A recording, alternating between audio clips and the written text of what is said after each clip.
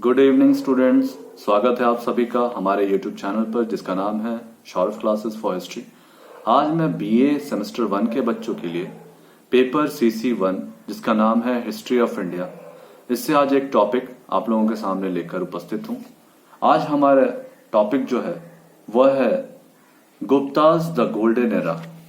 कहने का तात्पर्य गुप्त काल जो था वो स्वर्ण काल, गुप्त काल स्वर्ण युग। ठीक है, तो चलिए हम इस विषय को शुरू करें। उससे पहले हम इसे विभिन्न अध्यायों में बांटेंगे। सबसे पहले हम पहले अध्याय में इसके पृष्ठभूमि का वर्णन करेंगे। इसके द्वितीय अध्याय में हम इसके राजनीतिक उपलब्धियों की चर्चा करेंगे। इसके तीसरे अध्याय में हम इसके प्रशासकीय उपलब्धियों के बारे में चर्चा करेंगे। इसके चौथे अध्याय में हम इसके साहित्यिक उपलब्धियों के विषय में चर्चा करेंगे। पांचवें अध्याय में हमारा वैज्ञानिक उपलब्धियों पर प्रकाश रहेगा और इसके छठे अध्याय में हम इसकी कलात्मक उपलब्धियों पर प्रकाश डालेंगे। इसका सातवां जो अध्याय होगा वह धार्मिक उपलब्धियों का होगा और इसका अंतिम आठवां जो अध्याय हम बांटे हैं उसे हम अन्य उपलब्धियों के नाम से सूचित करेंगे और अंततः हम इसकी आलोचना करेंगे। तो चलिए बिना समय गवाए हम इसके इंट्रोडक्शन पे ध्यान देते हैं। गुप्त वंशीय सम्राटों ने एक विशाल साम्राज्य की स्थापना कर दीर्घकाल तक शासन किया। अपने इस शासनकाल में गुप्त सम्राटों ने न केवल भारत को राजनीतिक एकता, सुरक्षा व शांति प्रदान की, वरन सामाजिक, आर्थिक, सांस्कृतिक यथा कला, साहित्य आदि के क्षेत्र में भी अत्यधिक उन्नति की। यही कारण है कि विद्वानों ने गुप्त काल को प्राचीन भारतीय इतिहास का स्वर्ण युग भी कहा है। स्वर्ण युग के अतिरिक्त भारतीय इतिहास का इस युग को क्लासिकल अथवा पेरिक्लिस युग भी कहा जाता है। अब हम गुप्तों की राजनीतिक उपलब्धियों को देखेंगे। गुप्त काल महान सम्राटों का युग था। इस काल में अनेक यशस्वी गुप्त सम्राटों जैसे चंद्रगुप्त प्रथम, समुद्रगुप्त, चंद्रगुप्त द्वितीय, कुमारगुप्त प्रथम, स्कंदगुप्त आदि ने अपनी विजयों से एक छत्र शासन की स्थापना की तथा अपनी विजय का पताका दूर दूर तक फैलाया।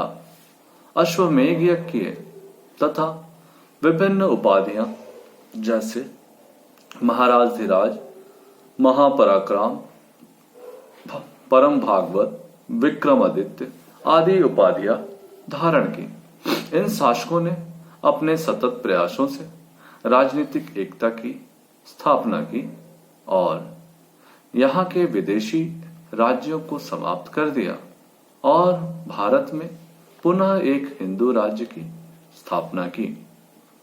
अब हम उसकी प्रशासनिक व्यवस्था या उपलब्धि को देखेंगे। गुप्त शासकों ने कुशल प्रशासनिक व्यवस्था की भी स्थापना कर अपने साम्राज्य में शांति और सुव्यवस्था का वातावरण निर्मित किया। प्रशासन के अंतर्गत आंतरिक शांति, सुरक्षा व यातायात के साधनों का समुचित व्यवस्था की। जूनागढ़ अभिलेख से ज्ञात होता है कि गुप्त काल में कोई भी व्यक्ति दरिद्र, व्यसनी, कठोर दंड से पीड़ित नहीं था। गुप्त काल में स्वर्ण मुद्रा का अधिकांश प्रचलन था जो उसकी समृद्धता का प्रतीक है। कृषि, उद्योग एवं व्यापार उन्नत अवस्था में थे। सिंचाई के लिए उचित प्रबंध किए गए थे। किसानों पर भू राजस्व का भार काफी कम था। इस प्रकार से इसकी प्रशासनिक व्यवस्था देखते हैं। अब हम इनकी साहित्यिक उपलब्धियों को देखेंगे। साहित्यिक दृष्टि से भी सभी विद्वान गुप्त काल को अभिजात्य युग बताते हैं। इस काल में संस्कृत भाषा एवं साहित्य की अभूतपूर्व प्रगति हुई। अनेक प्रसिद्ध विद्वानों ने प्रचुर मात्रा में साहित्यों का सृजन किया। कालिदास ने अभिज्ञान शाकुंतलम, कुमार संभवम, मेघदूतम, रघुवंशम, विक्रमो वर्षयम आदि ग्रंथों की रचना की। विशाखा दत्त ने देवी चंद्रगुप्तम और मुद्रा राक्षस, भारवी ने कीर्तार्जुनियम, शूद्रक ने मृच्छकटिकम, सुबंधु ने वासव दत्ता, विष्णु शर्मा ने पंचतंत्र, अमर सिंह ने अमर कोश आदि अनेक विशिष्ट साहित्यिक रचनाएं की। इसके अलावे कई अन्य साहित्य की रचना बौद्ध एवं जैन साहित्यों की इस काल में की गई थी। अब हम इनकी वैज्ञानिक एवं दार्शनिक उपलब्धियों को देखेंगे। गुप्त काल में विज्ञान के क्षेत्र में भी महत्वपूर्ण प्रगति हुई। ज्योतिष और गणित इस काल की महत्वपूर्ण वैज्ञानिक देन है। दशमलव पद्धति का विकास इसी युग में हुआ था। ज्योतिष, गणित व चिकित्सा संबंधी अनेक ग्रंथों का सृजन इसी काल में हुआ। प्रसिद्ध गणितज्ञ आर्यभट्ट का आर्यभट्टियम, ज्योतिषाचार्य वराहमिहिर का पंच सिद्धांतिका, आयुर्वेद शास्त्री का अष्टांग संग्रह, पशु चिकित्सक पालकाप्य का हस्त्यार्वेद इस काल की प्रसिद्ध वैज्ञानिक कृतियां मानी जाती हैं। प्रसिद्ध आयुर्वेद शास्त्री धन्वंतरि इसी काल में हुए थे। साथ ही साथ भारतीय दर्शन के 6 प्रमुख दर्शनों का प्रतिपादन भी इसी काल में संकलित किया गया था, जो थे सांख्य, वैशेषिक, न्याय, योग, मीमांसा एवं वेदांत थे। इन दर्शनों से संबंधित अनेक दार्शनिक भी इस काल में थे। इसके पश्चात हम इनकी कलात्मक उपलब्धियों पर भी चर्चा करेंगे। इस काल में वास्तुकला, शिल्पकला, मूर्तिकला, चित्रकला, संगीत कला अर्थात कला के सभी आयामों का पर्याप्त विकास हुआ। राजप्रसाद, स्तंभ, स्तूप, चैत्य, विहार, गुहा और मंदिर निर्माण से वास्तुकला की उन्नति हुई। सारनाथ के धर्मेक स्तूप, देवगढ़ का दशावतार मंदिर आदि इस काल की वास्तुकला का उत्कृष्ट उदाहरण माने जाते हैं। मूर्ति निर्माण कला की दृष्टि से मथुरा व पाटलिपुत्र काफी विख्यात थे। मूर्ति निर्माण कला केंद्र के रूप में जाने जाते थे। सारनाथ में बैठी हुई बुद्ध की मूर्ति, मथुरा में खड़ी हुई बुद्ध की मूर्ति, उदयगिरी में वराह अवतार की मूर्ति आदि इस काल की प्रमुख मूर्तियां मानी जाती है। अन्य कलाओं के साथ इस काल में चित्रकला के क्षेत्र में भी अभूतपूर्व उन्नति दिखाई देती है, जिसके नमूने हमें अजंता, बाघ, बदामी आदि की गुफाओं में उपलब्ध है। चित्रकला के साथ इस काल में संगीत कला की भी खूब उन्नति हुई। सम्राट समुद्रगुप्त का संगीत प्रेमी होना इसका एक सबल प्रमाण है। उसके सिक्कों पर समुद्रगुप्त को वीणा वादक के रूप में दर्शाया गया है, जो यह बताने के लिए पर्याप्त है कि उस काल में कला की कितनी कद्र की जाती थी। अब इस अध्याय के पश्चात हम धार्मिक उपलब्धियों पर ध्यान देंगे। धार्मिक दृष्टि से गुप्त काल धार्मिक सहिष्णुता का काल माना गया है। संपूर्ण देश में विभिन्न धर्म के अनुयायी निवास करते थे, किंतु धर्म के नाम पर कभी कोई हिंसा नहीं हुई। ब्राह्मण धर्म का अत्यधिक प्रचलन होने के साथ साथ जैन एवं बौद्ध धर्म भी अस्तित्व में थे। फाहियान के वर्णनों से यह ज्ञात होता है कि बौद्धों का पूर्ण धार्मिक स्वतंत्रता प्राप्त थी। बौद्ध भिक्षुएं तथा विहारों को दान दिए जाते थे।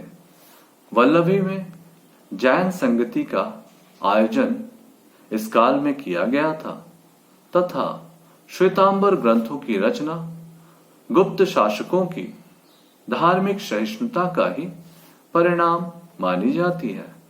मथुरा, कर्नाटक एवं मैसूर जैन धर्म के प्रमुख केंद्र थे। अब धार्मिक उपलब्धियों के पश्चात हम इनकी अन्य उपलब्धियों पर प्रकाश डालते हैं। अन्य उपलब्धियों के अंतर्गत गुप्त काल में कई महत्वपूर्ण तकनीक एवं युक्तियां प्रचलन में आई। इन्होंने बर्तन निर्माण की विभिन्न कलाओं तथा सुंदर सिक्के ढालने की कला में कुषाणों से प्रेरणा ली थी। इस समय धातुओं को गलाने ढालने के क्षेत्र में अद्भुत प्रगति हुई। इस संबंध में मेहरौली के लौह स्तंभ का उल्लेख किया जा सकता है, जिसमें अभी तक जंग नहीं लगा है। इस काल में शिक्षा व्यवस्था का भी पर्याप्त विकास हुआ। यद्यपि शिक्षा का प्रधान विषय धर्म ही था, तथापि अन्य विषयों पर भी ध्यान दिया गया। अभिलेखों के प्रचलन से यह अनुमान लगाया जा सकता है कि नालंदा विश्वविद्यालय की स्थापना इसी काल में हुई थी। इसके अतिरिक्त इस काल में विदेशों से भी भारत का संपर्क बना रहा एवं चीन, जावा, बाली आदि पूर्वी द्वीप समूह में भारतीय संस्कृति का निरंतर प्रसार होता रहा। इस प्रकार से हम देखते हैं कि गुप्त काल में हर क्षेत्र में, चाहे वह राजनीतिक हो, चाहे वह प्रशासनिक हो, साहित्यिक हो, वैज्ञानिक हो, कलात्मक हो, धर्म के क्षेत्र में हो अथवा अन्य क्षेत्र में देखें तो प्रत्येक क्षेत्र में अनेक उपलब्धियां दिखाई देती हैं। तो हम इसका जब निष्कर्ष निकालें तो हम इस प्रकार अपने अध्ययनों के आधार पर इसका निष्कर्ष देखें तो हम पाते हैं कि गुप्त काल में प्रत्येक क्षेत्र में, चाहे राजनीतिक, सामाजिक, आर्थिक, सांस्कृतिक, हर क्षेत्र में अनेक उपलब्धियां दिखाई देती हैं। इन उन्नति का प्रभाव आने वाले वर्षों में भी दिखाई देता है। गुप्तों की इस उन्नति को अन्य काल में खोजना व्यर्थ है। गुप्त शासकों ने मौर्यों के पश्चात विखंडित भारत को एक सूत्रबद्ध किया एवं इस युग में भारत ने अभूतपूर्व सांस्कृतिक विकास को देखा। इसी के कारण अनेक इतिहासकारों ने इसे स्वर्ण युग अथवा क्लासिकल युग भी कहा है और साथ ही साथ इसे पेरिक्लिस युग से भी संबोधन किया है। लेकिन एक और महत्वपूर्ण बात है जो हम आपको बताना चाहेंगे कि हमें गुप्त काल को स्वर्ण युग तो कहना एक हद तक सही प्रतीत होता है, लेकिन हमारा यह कहना है कि किसी भी काल विशेष को हम स्वर्ण युग कहते हैं तो उस काल में हमें यह ज्ञात होता है कि उस काल में जनता को किसी भी प्रकार की कठिनाई नहीं होती होगी, तभी उस काल को हम लोग स्वर्ण काल कह सकते हैं। लेकिन हमें यह भी पता है कि गुप्त काल के दौरान ही सामंती प्रथा का व्यापक रूप से विस्तार हो गया और सामंती प्रथा के प्रचलन में आने के कारण भूमि का विकेंद्रीकरण होने लगा। अब सामंतों को कर मुक्त भूमि अनुदान के रूप में प्राप्त होने लगी और इन सामंतों की शक्ति इतनी बढ़ गई कि वे धीरे धीरे क्षेत्रीय रूप से जमींदारों की भांति कार्य करने लगे और इस कारण गरीब कृषकों का वे जबरदस्त शोषण भी करते थे। तो इस वजह से हम देखते हैं कि गुप्त काल में जहां एक और अनेक उपलब्धियों भरा काल रहा, वहीं इसकी एक नकारात्मक छवि हमें इसके सामंती स्वरूप के उदय की वजह से देखने को मिलती है। इसके सामंत गरीबों और कृषकों का भरपूर शोषण कर रहे थे। तो कुल मिलाकर हम देखें तो गुप्त काल को स्वर्णयुग कहने की सार्थकता सिद्ध करना थोड़ा कठिन हो जाता है। स्वर्ण युग की सार्थकता तभी सिद्ध हो सकती है जब प्रजा के सभी वर्ग समृद्ध हों और सभी के पास सांस्कृतिक व आर्थिक, राजनीतिक सभी क्षेत्र में वे उपलब्धियां हासिल करते हों। लेकिन गुप्त काल में कुछ जटिलताएं भी बढ़ी, जिसकी वजह से हम इसे स्वर्ण युग नहीं भी कह सकते हैं, बल्कि हम सही अर्थों में अगर देखें तो हम इसे एक क्लासिकल युग की भी संज्ञा दे सकते हैं। जो रोमिला थापर जैसे इतिहासकारों ने इसे क्लासिकल युग कहकर संबोधित करना अधिक श्रेष्ठतर माना है। इसका प्रमुख कारण यह है कि क्लासिकल युग के अंतर्गत हम अनेक क्षेत्रों में उपलब्धियां देखते हैं जो अन्य युगों में उपलब्धियों को खोजने का एक आधार बनती है और उनके लिए ये प्रेरणा का भी कार्य करती है। लेकिन चूंकि सामंती व्यवस्था के कारण गरीब जनता और कृषकों को अनेक कठिनाइयां झेलनी पड़ रही थी, इसलिए इसे हम स्वर्ण युग नहीं भी बता सकते हैं। तो इस प्रकार से हम देखते हैं कि गुप्त काल को भारतीय इतिहास का स्वर्ण युग बताया गया है, लेकिन जब हम इसे तार्किक दृष्टिकोण से जब इसको समझने का प्रयास करते हैं तो हम इसकी सार्थकता को इस प्रकार से भी सिद्ध कर सकते हैं कि इसे गुप्त काल को स्वर्ण युग ना कहकर क्लासिकल युग कहकर संबोधित करना ज्यादा उचित और श्रेष्ठकर माना जा सकता है। इस प्रकार से हम अपने विषय को यहीं समाप्त करेंगे। हमें उम्मीद है कि गुप्त काल स्वर्ण काल था। इससे संबंधित अगर आपको कोई प्रश्न आएगा तो आप इसे आसानी से हल कर लीजिएगा। लेकिन साथ ही साथ एक ट्विस्ट होता है कि क्वेश्चन घुमा के इस तरह से भी पूछे जा सकते हैं कि क्या आप इस बात से सहमत हैं कि गुप्त काल स्वर्ण युग था? तब आपको इन्हीं बातों की चर्चा करनी है, लेकिन अंततः आपको यह दर्शाना होगा कि सामंती व्यवस्था के कारण जो श्रेणी का महत्व बढ़ गया और कृषकों का जो जबरदस्त शोषण होने लगा, इस वजह से इसकी सार्थकता स्वर्ण युग कहने की सार्थकता को हम इस प्रकार से क्लासिकल युग के तौर पर कह सकते हैं। तो ये क्वेश्चन दो प्रकार से पूछे जा सकते हैं। आपको दोनों तरह से जवाब देने के लिए तैयार रहना होगा। या तो आपका मत जाना जा सकता है कि क्या आपको क्या लगता है कि गुप्त काल स्वर्ण युग था, इसकी सार्थकता सिद्ध करें, अथवा गुप्त काल स्वर्ण युग था, इसका वर्णन करें। तो दोनों प्रकार के प्रश्नों के लिए आप तैयार रहें और घबराएं नहीं। बहुत सहजता से हमने इस विषय को आप लोगों के सामने प्रस्तुत किया है और मैं पूरी आशा करता हूं कि आप इसे बहुत ही अच्छी तरीके से निभा पाएंगे। और मुझे उम्मीद तो है ही कि आप इसे आसानी से हल कर लोगे। और इसके बावजूद अगर आपके मन में कोई आशंका या कोई सवाल हो तो आप मुझे इसके कमेंट सेक्शन में जाकर अपने सवाल को रख सकते हैं। मैं पूरी कोशिश करूंगा कि आपके सभी सवालों के जवाब आपको जरूर दूं। और मैं बस इतना ही कहना चाहूंगा कि यह काफी महत्वपूर्ण टॉपिक है और इसको थोड़ा एनालिसिस करके पढ़ें तो ज्यादा बेहतर होगा। मैंने बस इस वीडियो के माध्यम से आप लोगों को एक दिशा देने का कार्य किया है। बाकी आप सेल्फ स्टडी भी करते रहें और इससे बहुत बेहतर परिणाम आएंगे और आप थोड़ा एनालिसिस करके आंसर दें। अकॉर्डिंग टू योर क्वेश्चन आपको अपने आंसर को तैयार करना होगा। तो आज के लिए बस इतना ही। मैं अगली क्लास में एक नए विषय के साथ आप लोगों के सामने फिर से उपस्थित होऊंगा। तब तक के लिए धन्यवाद।